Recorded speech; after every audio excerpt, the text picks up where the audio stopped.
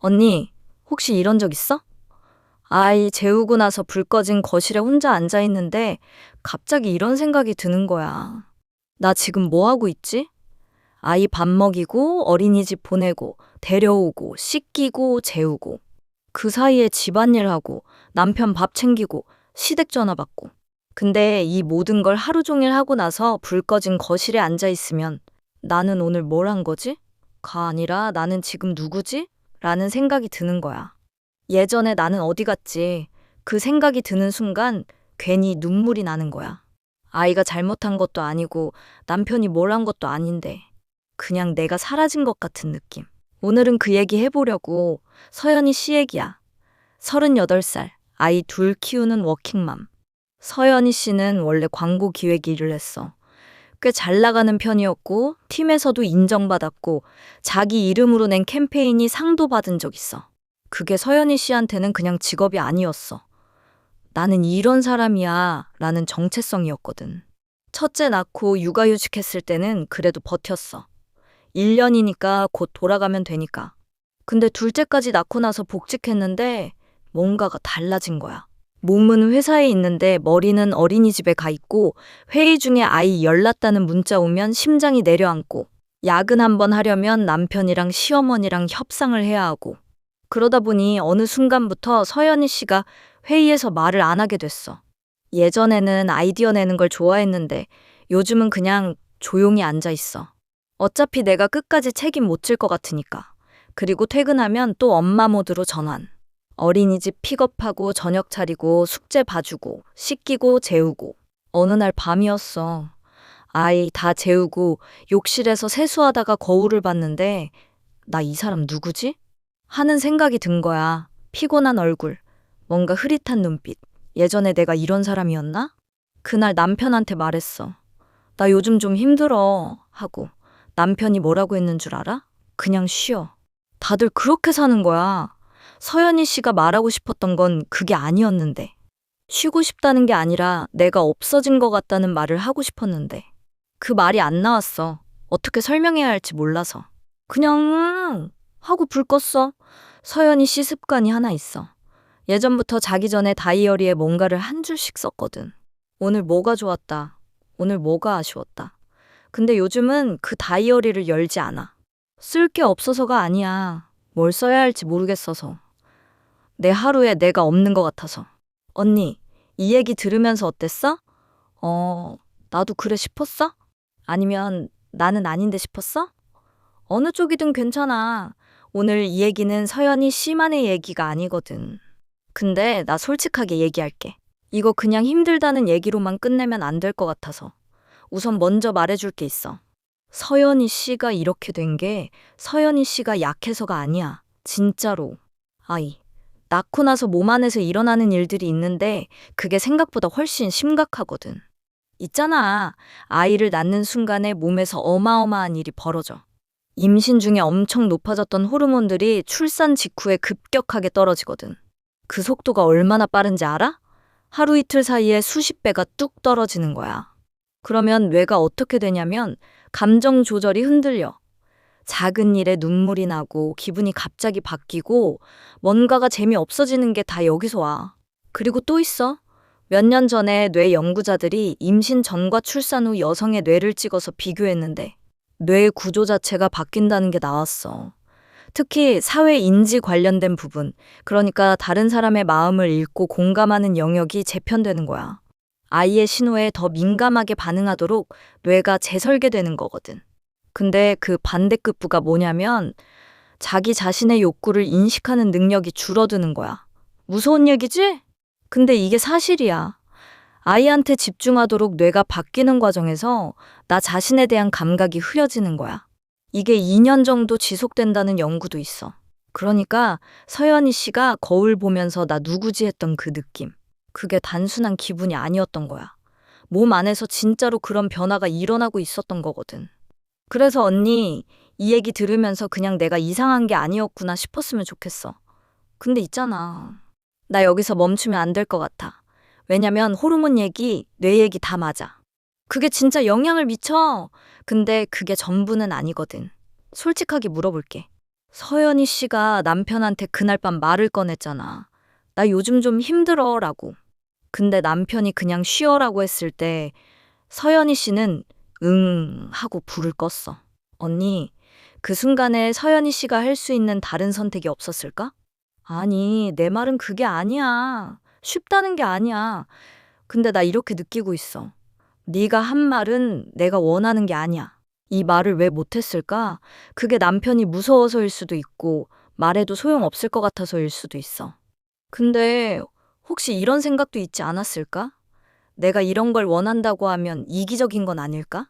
엄마가 된 내가 이런 걸 원하면 안 되는 거 아닐까? 이게 문제야. 사회가 엄마한테 심어놓은 기준이 있거든. 좋은 엄마는 아이에게 전부를 줘야 한다. 자기 욕구보다 아이가 먼저여야 한다. 이게 자연스러운 거다. 근데 이게 자연스러운 게 아니야. 이건 만들어진 기준이야. 여기서 내가 좋아하는 얘기를 하나 꺼내볼게. 보부아르라는 프랑스 철학자가 있어. 1949년에 책을 썼는데 거기서 이런 말을 했어. 여자는 태어나는 게 아니라 만들어진다. 처음 들으면 무슨 말인가 싶지? 근데 이게 엄청 중요한 얘기야. 여성이 엄마가 되면 헌신적이고 희생적이어야 한다는 게 본능이나 자연이 아니라 사회가 그렇게 만들어 놓은 거라는 거야. 그러니까 엄마가 된 후에 자기 시간을 원하고 자기 일을 원하고 자기 정체성을 원하는 게 이상한 게 아니야. 그게 오히려 당연한 거야. 그게 억압되어 있었던 거고. 서연희 씨가 회의에서 말을 안 하게 된 것, 다이어리를 안 쓰게 된 것, 이게 서연희 씨가 약해진 게 아니야. 사회가 만들어 놓은 기준에 서연희 씨가 자기를 맞추려다 보니까 진짜 자기가 작아진 거야. 근데 여기서 또 솔직하게 얘기해야 해. 그 구조가 문제인 건 맞아. 근데 그 안에서도 서연희 씨가 할 수 있는 게 있거든? 그걸 안 하고 있는 부분도 있어. 불교에 무상이라는 개념이 있어. 모든 것은 변한다는 거야. 그런데 우리가 고통받는 이유가 뭐냐면 변하지 않았으면 하는 것에 집착하기 때문이래. 서연희 씨가 예전에 내가 있어야 한다고 생각하는 것, 출산 전에 그 정체성이 그대로 있어야 한다는 것, 그 집착이 고통을 만든다는 거야. 이게 처음 들으면 좀 냉정하게 들릴 수 있어. 근데 반대로 생각해봐. 정체성이 변하는 게 당연한 거라면 지금 이 상태도 고정된 게 아니라는 거잖아. 엄마가 된 나도, 직업인인 나도, 친구인 나도 다 내가 맞아. 그리고 그게 동시에 가능해. 나는 이 말이 위로가 되더라고. 예전에 내가 사라진 게 아니라 새로운 층이 하나 더 생긴 거라고. 잠깐! 이거 중요해. 스토아 철학자들이 이런 말을 했어. 내가 통제할 수 있는 것과 없는 것을 구분해라. 서연희 씨 상황에 대입해보면 통제 못하는 것들이 있어. 호르몬 변화, 사회가 엄마에게 기대하는 것들, 아이의 요구. 이건 서연희 씨가 어떻게 할 수 없어.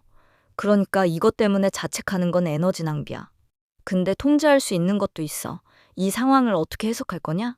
남편한테 뭐라고 말할 거냐? 나만의 시간을 어떻게 만들 거냐? 이 부분에서 서연희 씨가 아직 선택을 안 하고 있는 거야. 그날 밤 응하고 불 끈 것. 그게 서연희 씨가 선택한 거야. 어쩔 수 없어서가 아니라 이걸 직면하는 게 좀 불편할 수 있어. 근데 이게 오히려 좋은 소식이야. 선택한 거라면 다르게 선택할 수도 있다는 뜻이니까. 혹시 언니도 이런 순간 있었어? 아이가 없어도 이런 순간은 달라진 형태로 찾아오거든.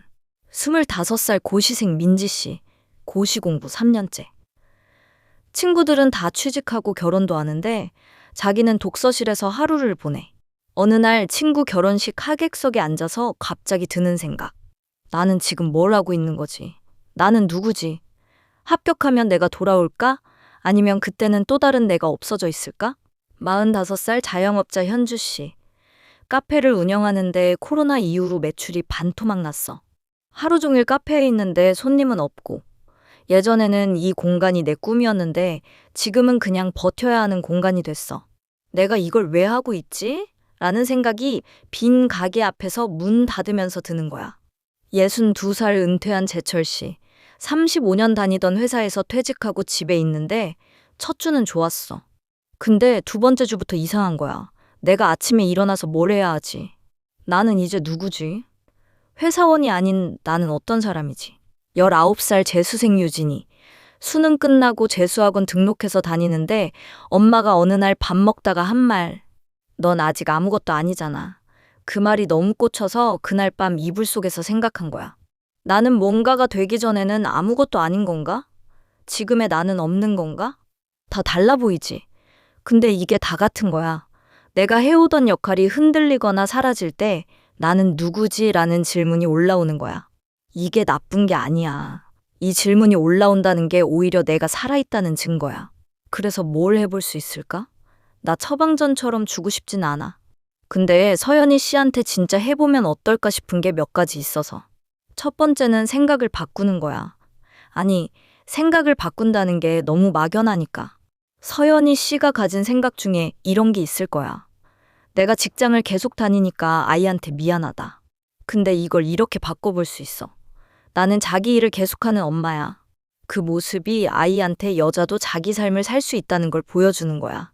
같은 상황인데 해석이 달라지면 감정이 달라져. 진짜로. 이걸 심리학에서는 재프레이밍이라고 하는데 거창한 게 아니야. 같은 사진을 다른 액자에 끼우는 거야.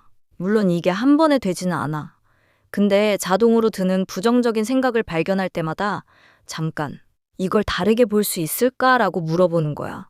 두 번째는 수용 전념 치료라는 심리 기법에서 나온 건데 이름은 어렵지만 내용은 간단해. 감정을 없애려고 싸우지 말고 그 감정이 있는 채로 행동해라. 서연이 씨가 죄책감을 없애야 나만의 시간을 가질 수 있다고 생각하면 평생 못 가져. 죄책감이 있어도 일단 나가는 거야. 완벽하지 않아도 괜찮아.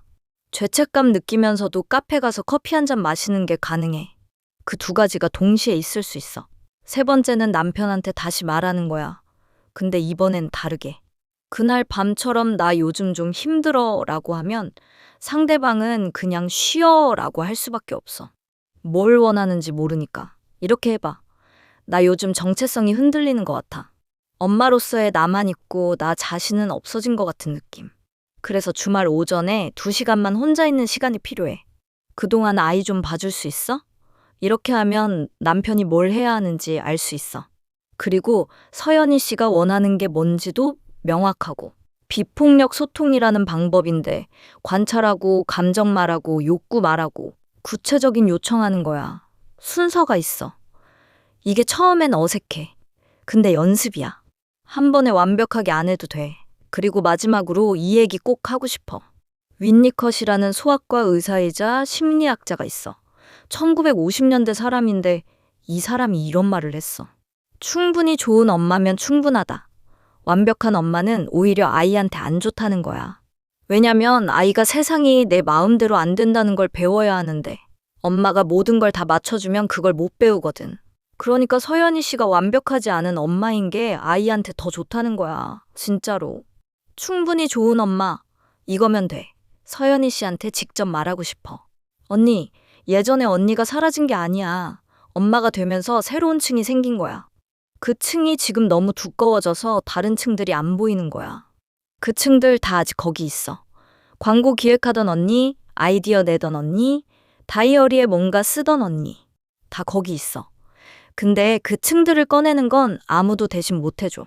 언니가 해야 해. 남편이 알아서 해줄 거라고 기다리면 안 돼.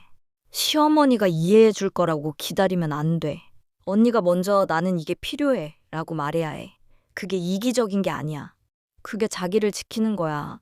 자기를 지키는 엄마가 아이한테도 더 좋은 엄마야. 오늘 얘기를 한 줄로 줄이면 엄마가 된 뒤에 내가 사라진 것 같은 느낌. 그건 진짜야. 근데 그 나는 사라진 게 아니라 묻혀 있는 거야. 그리고 꺼내는 건 언니가 해야 해. 이 영상이 도움이 됐으면 좋아요랑 구독 눌러줘. 양양쌤이 더 열심히 할게. 그리고 지금 이 영상 보면서 나도 그래 싶었던 언니. 오늘 밤 불 끄기 전에 딱 한 줄만 써봐. 나는 지금 무엇이 필요한가? 그 한 줄이 시작이야. 양양.